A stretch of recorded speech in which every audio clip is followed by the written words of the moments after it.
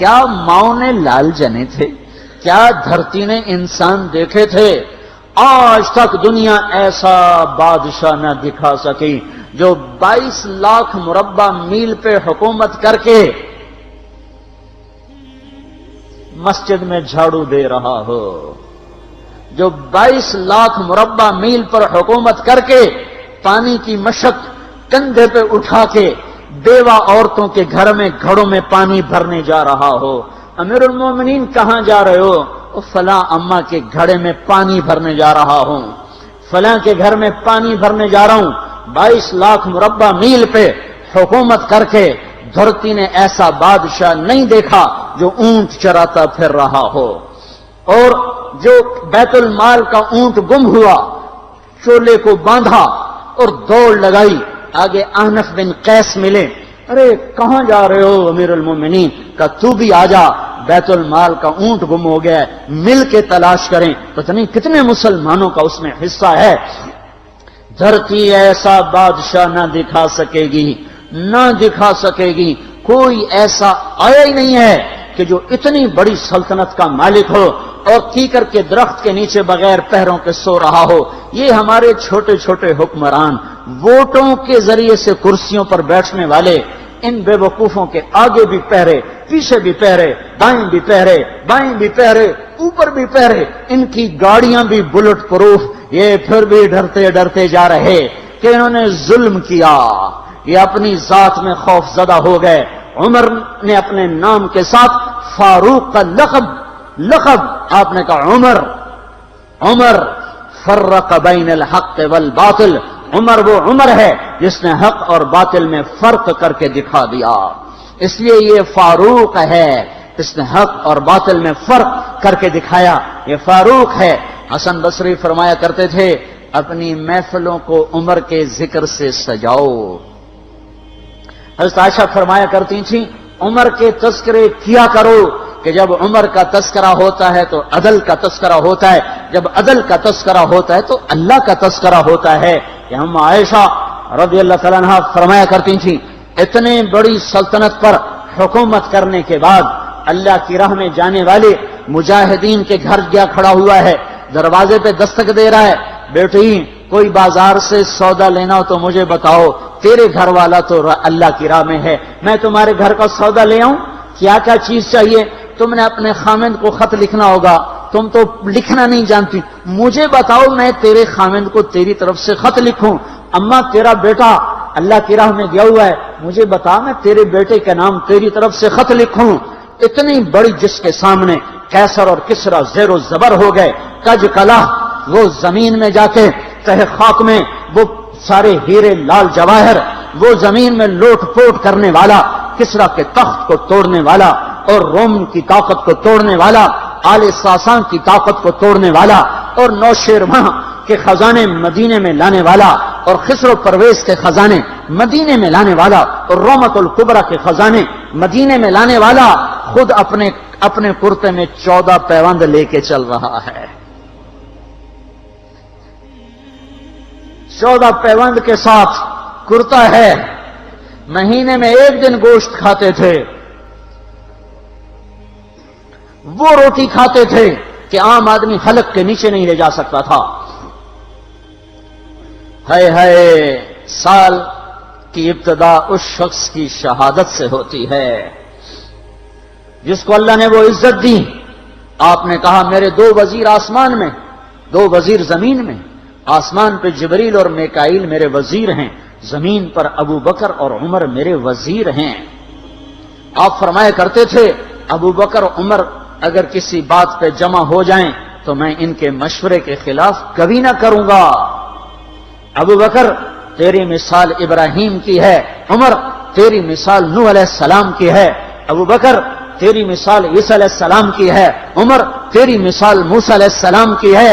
آپ مسجد میں آئے، آپ کے دائیں طرف ابو بکر تھے، بائیں طرف عمر تھے، آپ اندر آئے اور کہا دیکھو اسی طرح قیامت کے دن ہم اٹھیں گے کہ میرے دائیں طرف ابو بکر ہوگا، میرے بائیں طرف عمر ہوگا اور ہم ہاتھوں میں ہاتھ دیے ہوئے اٹھائے جائیں گے۔ اور ایک حدیث میں آتا ہے اور میرے قدموں سے بلال کو اٹھایا جائے گا جو نکلتے ہی اذان دے گا،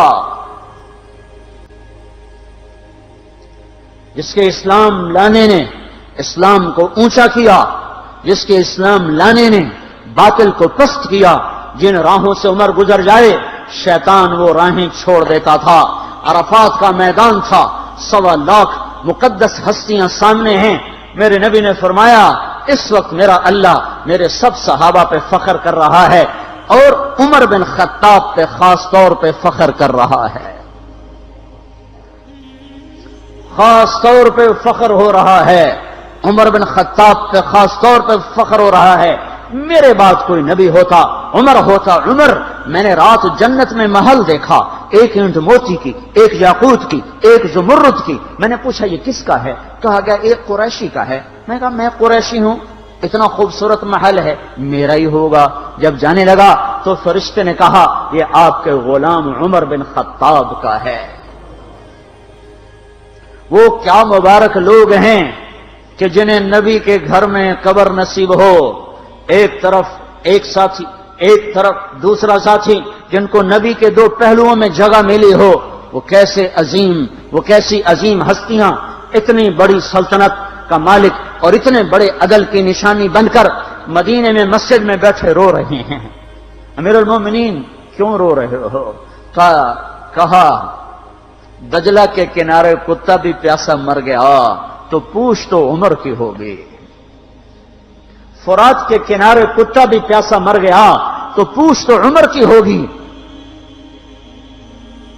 راتوں کو پہرے دیے جا رہے ہیں، راتوں کو خبرگیری کی جا رہی ہے۔ مدینے کے باہر ایک خیمہ ملتا ہے، چند بچے ملتے ہیں جو رو رہے ہیں۔ ایک عورت ہانڈی چڑھا کے ڈوئی پھیر رہی ہے۔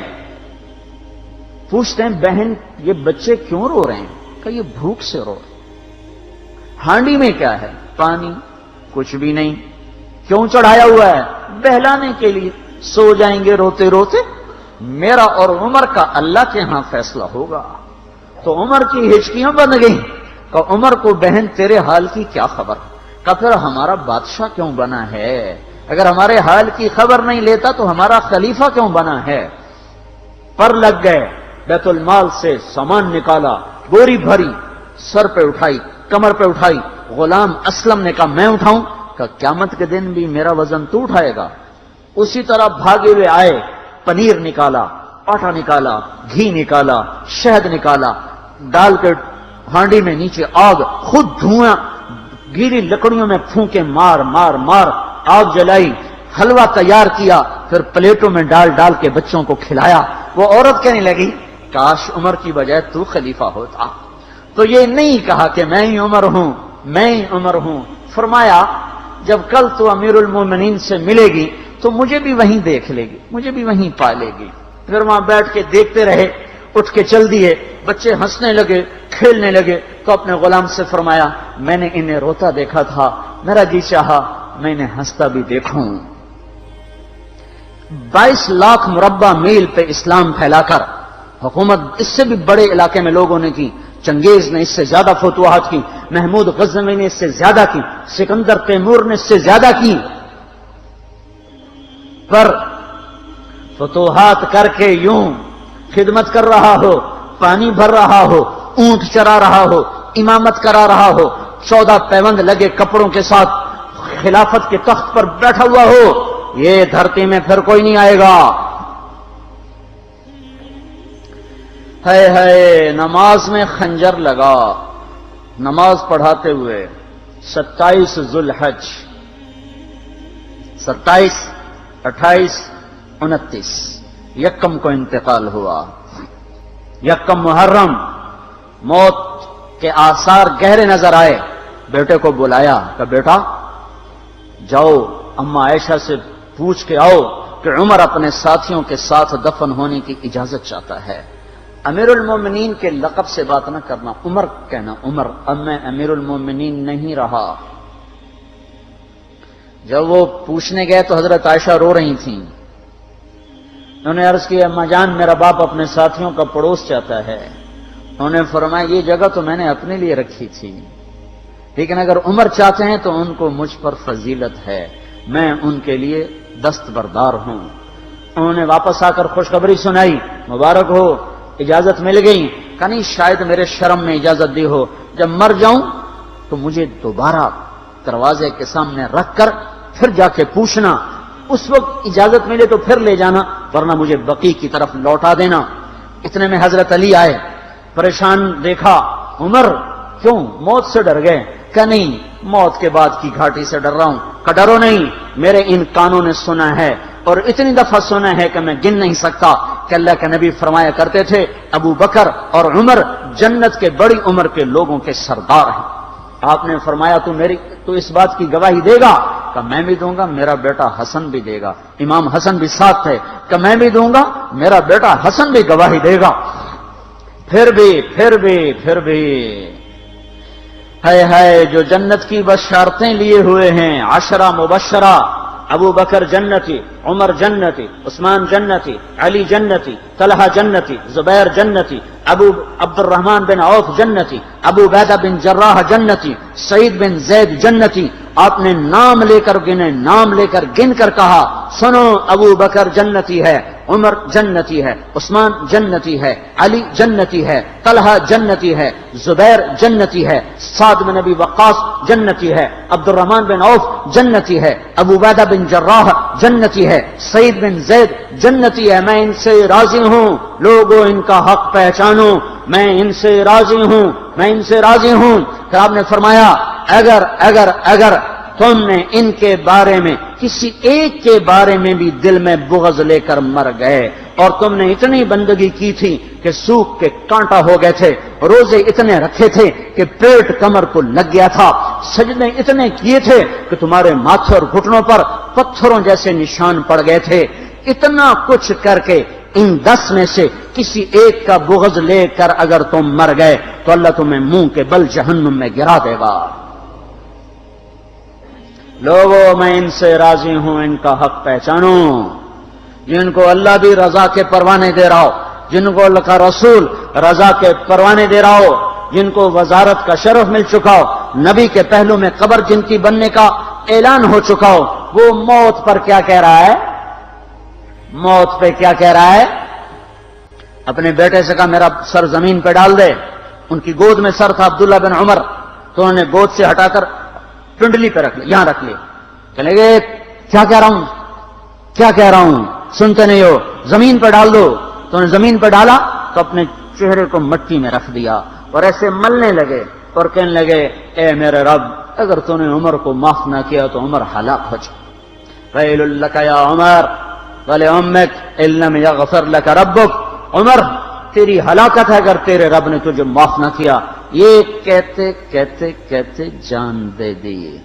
22 لاکھ مربع میل میں اسلام کو زندہ کرنے والا، این حالت نماز میں زخم کھا کے گرنے والا، مطلوب مصطفیٰ، وزیر مصطفیٰ، جنت کی خوشخبریاں لے کر پھر موت پر یوں کہہ رہا ہو، اے اللہ تو نے معاف نہ کیا تو میرا کیا بنے گا؟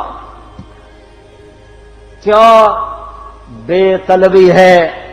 ان کے بیٹے خلافت کے اہل، ان کے بہنوئی سعید بن زید 10 مبشرہ میں سے دونوں کے نام کاٹ دیے، کہ یہ 6 ہیں جن سے اللہ کا رسول راضی تھا، جس کو چاہو خلیفہ بنا دو، جس کو چاہو حکومت دے دو، نہ میرے بیٹے کو ملے گی نہ سعید بن زید کو ملے گی۔ کسی نے کہا شوشہ چھوڑا، آپ کا بیٹا بھی تو بہت قابل ہے، اسی کو بنا دیں۔ تو اسے تو طلاق دینا نہیں آتا، حکومت کہاں سے چلائے گا؟ یہ ایک واقعہ کی طرف اشارہ کیا ہے، اس کے پیچھے ایک واقعہ ہے جس کو انہوں نے یاد کر کے فرمایا، وہ تو طلاق دینا نہیں جانتا، وہ حکومت کیا چلائے گا؟ حالانکہ بڑے صحابہ میں عبداللہ بن عمر کا مقام ہے۔ ہے جنازہ صہیب رومی نے پڑھایا، دروازے کے سامنے لا کے رکھ دیا گیا، سب لوگ جنازے کے ساتھ کھڑے ہو گئے، عبداللہ بن عمر اکیلے آگے گئے، دروازے پر دستک دی تو اما جان میرا باپ عمر بن خطاب دروازے پہ حاضر ہو چکا ہے، اندر آنے کی اجازت چاہتا ہے۔ تو عائشہ رضی اللہ تعالیٰ نے اپنی چادر کو اٹھایا اور روتے ہوئے باہر نکل گئیں۔ پھر لوگ اندر داخل ہوئے، قبر کھودی گئی، قبر کھودتے ہوئے عبداللہ بن عباس بھی قبر کے کھودنے میں شریک تھے، تو کہتے میرے کندھے پہ کسی نے ہاتھ رکھا، میں نے پیچھے مڑ کے دیکھا تو علی رضی اللہ تعالیٰ عنہ کھڑے رو رہے تھے اور فرما رہے تھے مجھے پتا تھا تو یہیں آئے گا، یہاں تیرے سوا کوئی نہیں آ سکتا، کہ میں نے ایک دفعہ نہیں کتنی دفعہ میں نے اللہ کے نبی سے یہ بات کا تکرار سنا، میں ابو بکر اور عمر، اس کا اتنا تکرار سنا ہے میں نے کہ مجھے یقین تھا یہیں آئے گا، تو اور کہیں نہیں جا سکتا۔ میرے بھائیو غفلت سے باہر آ جائیں، یہ دھوکے کا گھر، یہ مچھر کا پر، یہ مکڑی کا جالا، یہ دنیا کہیں ہمیں ہلاک نہ کر دے۔ ان لوگوں کو سامنے رکھ کے زندگی گزارو جنہوں نے اللہ کو راضی کیا، اس کے رسول کو راضی کیا، کلمہ حق کو بلند کیا، خیر کے ذریعہ بنے، شر کے مٹانے والے بنے، اور دنیا میں مرنے کے بعد بھی ان کے تذکرے ہدایت کا سامان بنے، ان کے تذکرے روشنی کا مینار بنے۔